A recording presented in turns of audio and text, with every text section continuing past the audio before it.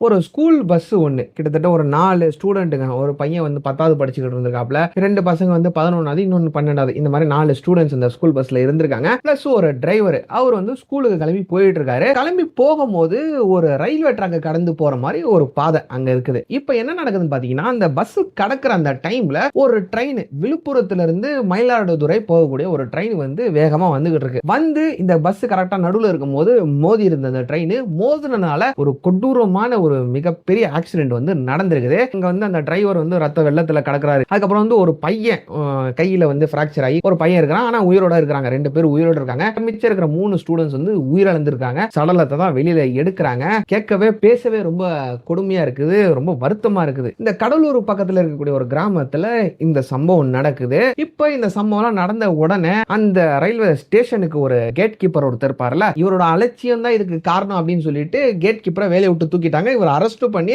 ஜெயிலையும் போட்டாங்க.